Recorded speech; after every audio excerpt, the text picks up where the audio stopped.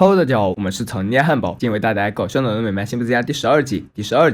写温水澡，生活真美好。辛巴哼着歌儿，惬意地享受这愉快的时刻。不想恰逢小樱这个恶魔出来活动，又开热水又开冷水，这让他老子尖叫谱成了一首浴室之歌。辛巴看透，连忙过来阻止，让他赶紧洗脸，待会儿好去看老年达人秀。好家伙，这不就是直接批准他整辛巴吗？果不其然，小新又玩了好一阵才罢手。这老年达人秀的节目还挺丰富，有单口相声、假牙杂技，还有老辛普森的腰痛之歌。这节目也就给老人图一乐，所以颁奖也是十分随意。刚好最后一个站上台上的是老辛普森，于是他又获得了终极大奖，免费殡葬服务。听到是这个，辛巴立马夺过了优惠券，赶紧的，趁他们还没反悔，现在就用了吧。老板圈了优惠券是可用的，不过他不知道给没死之人怎么提供服务，他算是问对人了。辛巴能给他说出一堆棺材、墓碑、防臭喷雾，这些都是可以先预备着的嘛。老板将父子俩带到豪华区，棺木被埋在未被开发的沃土之上，墓碑一尘不染，还提供专的哭泣寡妇。老辛普森看到那寡妇眼睛都直了，忙让儿子就把自己埋在这里。老辛普森本就行动，再加上老板在旁边撺掇，眼他直接威胁辛巴，若是敢把自己草草下葬，做鬼也不会放过他，还要每天在他面前张牙舞爪扮鬼脸。摊上这么个爹，能怎么办？辛巴妥协了，之后就是计算总的价格，得知要花费整整17000美元，辛巴都懵了。本来就图个便宜，咋还整出天价了？老板见他想后悔，就准备激他一下，就说也可以把他爹抛入在森林里，让狼给叼走。辛巴一听，这主意不错，那要选狼吧？他对老爹解释道，自己是爱他的，但这方案也就值900美元，不能再多了。他也想要这么多钱，奈何自己的能力就摆在那。听到这话，老板依旧不愿放弃，让辛巴将此当做一个奢侈品投资，还说这个陵墓有网球场那么大，就是在外太空也能清楚的看见。虽然老板劝是苦口婆心，但辛巴很显然是抓错重点，因为他转眼就在后院建起网球场，安抚好老爸的情绪。辛巴注意到自己两个孩子在做奇怪的运动，原来他一直都以为女子权益叫做网球。这次他本来想建一个搏击场的，无奈木已成舟，他也只得认命。辛巴倒是很满意家里多个网球场，因为可以给他们小破屋提升不少档次，说不定还能够改善他们的社会生活，比如邀请朋友来家里一起玩，这倒是个不错的主意。作为辛巴的好哥们儿，莱尼尔卡尔是最先来的，这本该是一次愉快的社交，可辛巴却高兴不起来，因为辛巴打球太不用心了，每次都是他们输，偏偏这货倒跟没事人一样。后来肯特天气预报女郎也来了，辛巴简直不敢相信还有机会和这样的人物打网球。辛巴也很兴奋，全都盯着女郎，打到手边的球都能错过。这天一家人正在吃早饭，不想吉尔和阿卢突然造访，辛巴还以为这两人是来突击检查的，结果居然是为了网球场而来。将他们俩放进来之后，秃头带秘书也来了，不用说他俩也是为了网球场，原本秃头家里也是有的，可惜后来被他改造成了真人国际象棋。辛巴打球还是一如既往的沙雕，好好的不去接球，跑去网上冲浪，都有在场人哈哈大笑。辛巴实在受不了丈夫了，从建好这个球场开始，他就没有认真打过。辛巴却觉得是妻子小题大做了，还说每项运动都有自己可爱的小丑。说完，他还和老谋子联手表演了一波裤裆接球，他确实达到了搞笑的目的，就是这表演所付出的代价未免太大了。看着倒跌不起的丈夫，辛巴只剩下无限的惆怅。自从去辛普森家打过网球之后，警察连本职工作也不想做了。阿卢说今天该去搜查犯罪现场，他却说要去打网球，没空。跟辛巴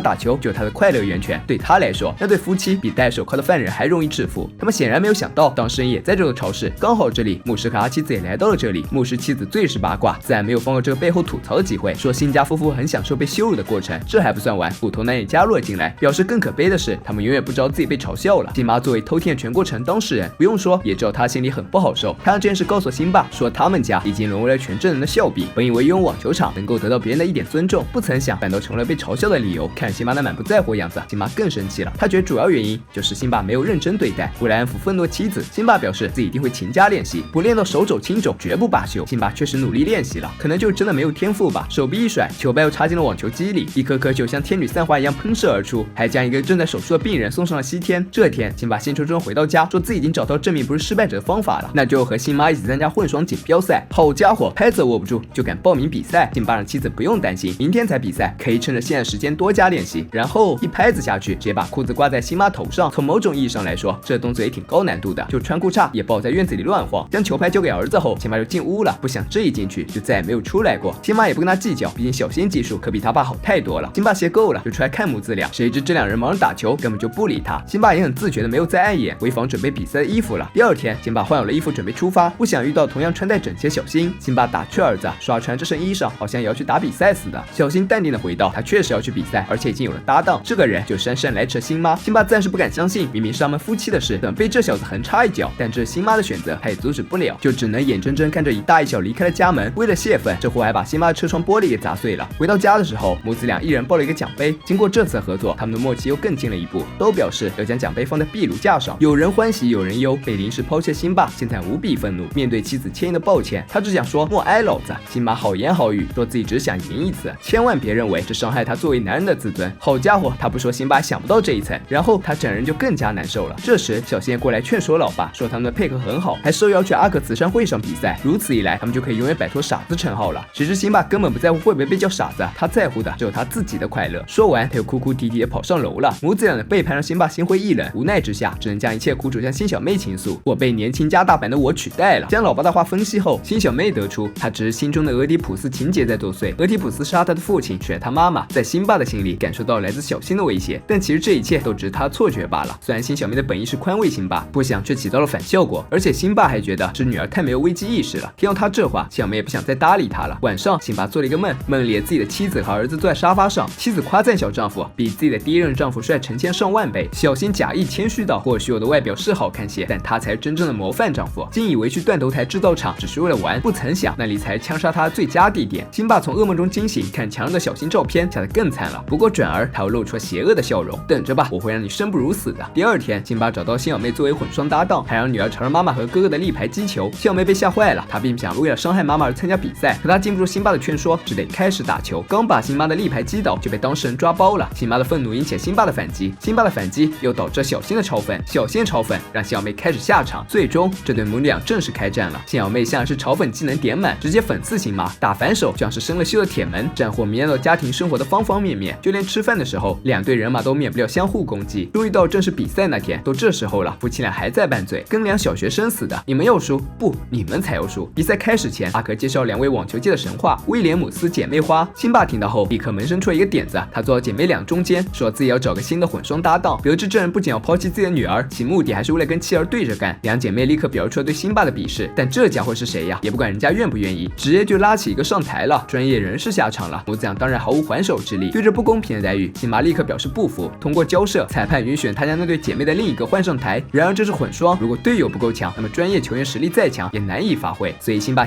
也被换了下去。这样一来，原本打比赛的4个人，此时整整齐齐坐着开始观战了。辛巴现在也不想再计较那些了，就让之前那些恩怨翻篇吧。本来就被卷进的辛小妹也觉得这样的结局很好，还能白嫖一场世界级的网球盛宴。辛巴收获道理则是看永远比做更轻松。一个网球场引发的血案，看似真挚的不可开交，其实双方根本不在一个维度。辛巴的一举一动都是为了摆脱笑柄的阴影，而他不知道，只要有辛巴，人们对于辛普森家嘲讽就不会有终结的那天。辛巴则是单纯为了自己开心，既不愿意牺牲自己所谓的幽默，又想得到妻子无限度的包容和支持，本来就是不可能实现的。就算最后和好了，也并不值得高兴，因为这样的争吵本来就可以避免的。有时候人们常常会陷入这样一个怪圈，比如恋爱中出现一个小小的问题，就会上升到你到底爱不爱我的层面，但其实两者根本就没有任何关系。或许比起谴责对方，更应该做的是转换思路。本期视频就到这里了，喜欢小伙伴别忘点赞、评论、关注，咱们下期见，拜拜。